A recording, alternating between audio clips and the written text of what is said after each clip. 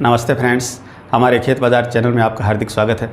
देखिए दोस्तों, आज के इस वीडियो में हम चर्चा करेंगे कि यदि हम हमारी फसल को सरकारी रेट पर बेचना चाहते हैं, एमएसपी पर बेचना चाहते हैं, न्यूनतम समर्थन मूल्य जिसको कहा जाता है, सरकार को बेचना चाहते हैं, तो इसके लिए रजिस्ट्रेशन कैसे करवाएं, कहाँ पर करवाएं, इसका टोकन कहाँ कटता है और इसकी पूरी प्रक्रिया क्या है।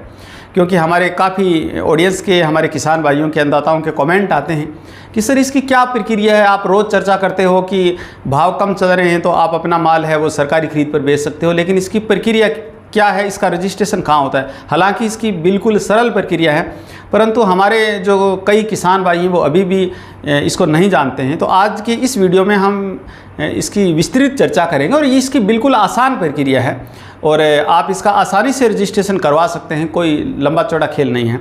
तो हमारे इस वीडियो में आप अंत तक बने रहिएगा और हमारे वीडियो को एक लाइक ज़रूर कीजिएगा ताकि हमारा मनोबल बना रहे।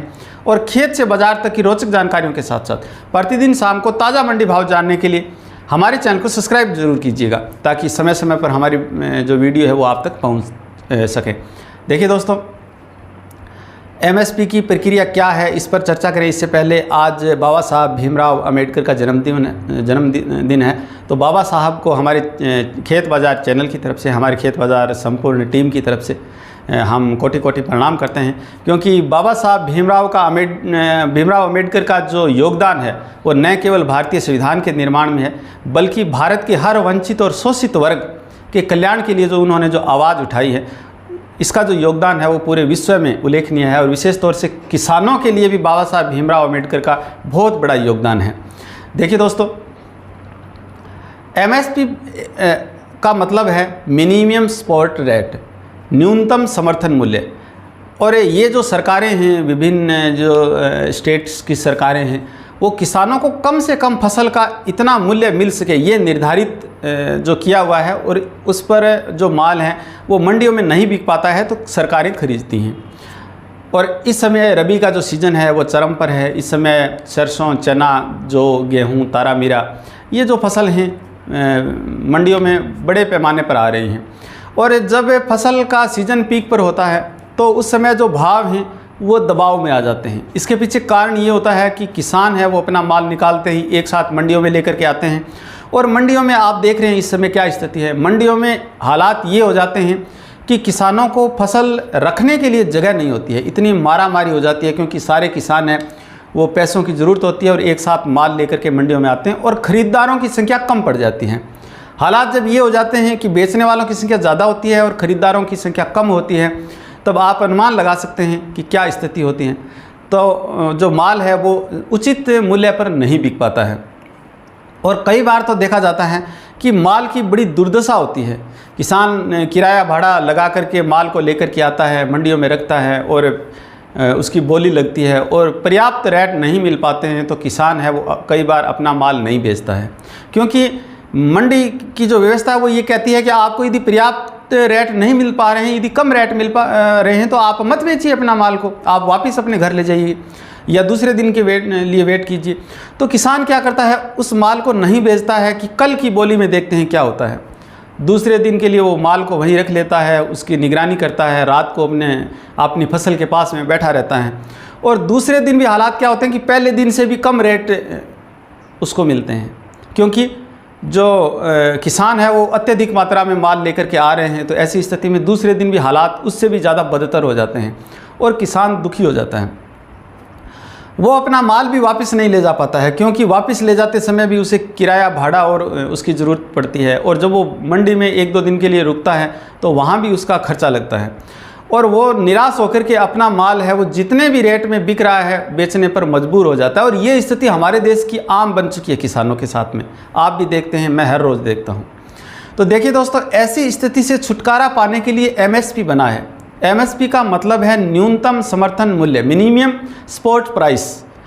और कम से कम निर्धारित किया जाता है। जैसे उदाहरण के तौर पर जैसे सरसों का 5,450 रुपये एमएसपी है वो सरकार ने निर्धारित कर रखा है। ये प्रतिवर्ष है वो केंद्र सरकार है वो तय करती है और प्रतिवर्ष उसमें एक निर्धारित लिमिट में प्रतिवर्ष बढ़ता भी रहता है। तो अब इसके लिए प्रक्रिया क्या है? इसके लिए देखिए दोस्तों, बिल्कुल आसान प्रक्रिया है। हमारे जो ई मित्र जो कियोस्क होते हैं वहाँ जा कर के इसका रजिस्ट्रेशन करवाना होता है।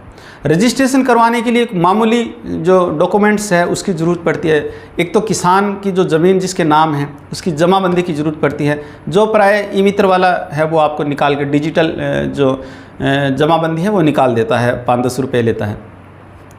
जमाबंदी के साथ साथ पटवारी की जो गिरदावरी रिपोर्ट की ज़रूरत पड़ती है, जो आसानी से पटवारी के पास में आपको मिल जाती है।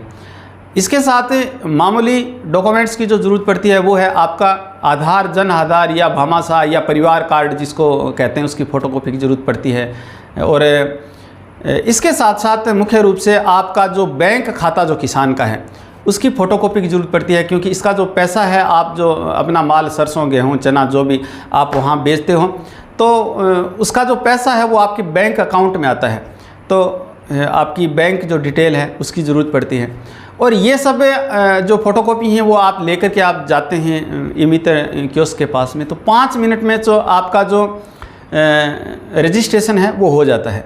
और रजिस्ट्रेशन होने के बाद आपको जो ई मित्र की तरफ से जो स्लिप जो दी जाती है, टोकन जो दिया जाता है, उसके ऊपर आपके जो टोकन क्रमांक है, आपके जो वेटिंग क्रमांक है वो भी उसके ऊपर दर्ज होते हैं।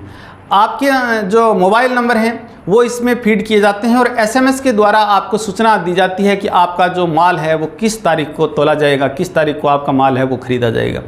देखिए दोस्तों, जब आपके पास में SMS आता है तो आप जो आपका जो नज़दीकी जो खरीद केंद्र जो बना हुआ होता है वहाँ आप संपर्क कर सकते हैं और वहाँ आप अपना माल है वो ले जा सकते हैं। प्राय जो वहाँ की आपके क्षेत्र की जो सहकारी समितियाँ हैं वहाँ पर इस माल की जो तुलाई है वो होती हैं। अब कई किसानों के हमारे कमेंट हमें मिलते हैं कि सर हमारा तो माल हम लेकर के गए थे, तोला नहीं गया था, आप हमारे माल को ख़राब बोल दिया गया था। तो देखिए दोस्तों, यहाँ पर जो सामान्य जो माल है, सामान्य जो फसल है वो खरीदी जाती है।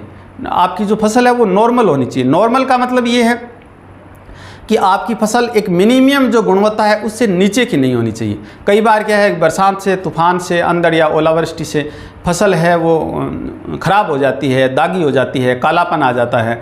तो ऐसी स्थिति में जो वहाँ जो हमारा जो खरीद केंद्र होता है वहाँ के जो कर्मचारी हैं वो माल तोलने से मना कर देते हैं, क्योंकि ऐसा माल है आगे फिर वो चल नहीं पाता है। तो वो उनकी भी मजबूरी होती है। लेकिन ये नहीं कि आपका माल बहुत ज़्यादा A1 ग्रेड का होना चाहिए, आपका माल नॉर्मल होना चाहिए। यदि थोड़े बहुत कोई दिक्कत है तो कोई दिक्कत नहीं है, आपका माल तुल जाता है। एक निर्धारित संख्या में प्रतिशत में यदि थोड़ी बहुत नमी है तो भी कोई दिक्कत नहीं है, परंतु बहुत ज़्यादा नमी या बहुत ज़्यादा कालापन, बहुत ज़्यादा दागी जो माल है वो तो फिर देखिए दोस्तों वहाँ नहीं तुल पाता है। सामान्य माल है उसकी तुलाई होने में कोई दिक्कत नहीं होती हैं। वहाँ पर आपका जो नज़दीकी केंद्र होता है वहाँ पर तुलाई के लिए भी पर्याप्त सुविधाएं होती हैं और आप अपना जो माल वहाँ लेकर के जाते हैं तो आपको वहाँ किसी प्रकार की दिक्कत नहीं होती है, जितनी कि मंडियों में हमें जो अव्यवस्था मिलती है या जगह नहीं मिलती है, जो मारामारी मिलती है, इतनी मारामारी वहाँ पर नहीं होती है। वहाँ पर प्रतिदिन जो सीमित संख्या में किसानों को माल तुलाई के लिए आमंत्रित किया जाता है। बाकी अधिक जानकारी के लिए आप अपने नज़दीकी जो ई मित्र कियोस्क है वहाँ अपने डॉक्यूमेंट्स लेकर के आप जाओगे तो आपको और ज़्यादा डिटेल में बता दिया जाता है। इसमें आपको किसी भी प्रकार की आशंका में रहने की ज़रूरत नहीं है। लेकिन मैं आपको एक बात ज़रूर कहना चाहूँगा कि आप चाहे अपना माल बेचें या नहीं बेचें, लेकिन जैसे ही आपकी फसल निकल रही होती है खलिहान से, उस समय जैसे ही रजिस्ट्रेशन की प्रक्रिया शुरू होती है आप रजिस्ट्रेशन ज़रूर करवाइएगा। ये निःशुल्क होता है, इसमें आपको किसी प्रकार का खर्चा नहीं आता है। तो आप रजिस्ट्रेशन अवश्य करवाइएगा ताकि आपके पास ये प्रेशर नहीं रहे कि मंडी में यदि रेट बहुत ज़्यादा कम मिल रहे हैं तो अब हम क्या करें। जैसे इस समय सरसों के भाव आप देख रहे हैं कि मंडियों में 5,000 रुपये प्रति क्विंटल मिल रहे हैं। मैंने सभी किसानों से इस बारे में कहा था कि आप सरसों की सरकारी खरीद के लिए टोकन अवश्य कटवाइएगा। मैं हमारे जो चैनल के जो अपडेट जारी होते हैं हर बार कहता रहा हूं कि रजिस्ट्रेशन ज़रूर करवाइएगा ताकि आपके ऊपर ये प्रेशर नहीं रहे कि मुझे माल बेचना है और भाव नहीं मिल पा रहे हैं। और यदि आप रखना चाहते हैं तो आपके पास में विकल्प भी रहता है कि आपको बेचने की कोई ज़रूरत नहीं है।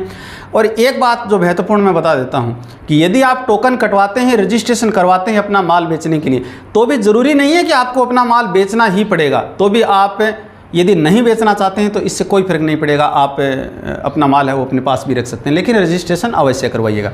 देखिए दोस्तों, हमारे वीडियो में अंत तक बने रहने के लिए आपका धन्यवाद। हमारे वीडियो को एक लाइक जरूर कीजिएगा ताकि हमारा मनोबल बना रहे। खेत से बाजार तक की रोचक जानकारियों के साथ साथ प्रतिदिन शाम को ताज़ा मंडी भाव जानने के लिए हमारे चैनल को सब्सक्राइब जरूर कीजिएगा। धन्यवाद।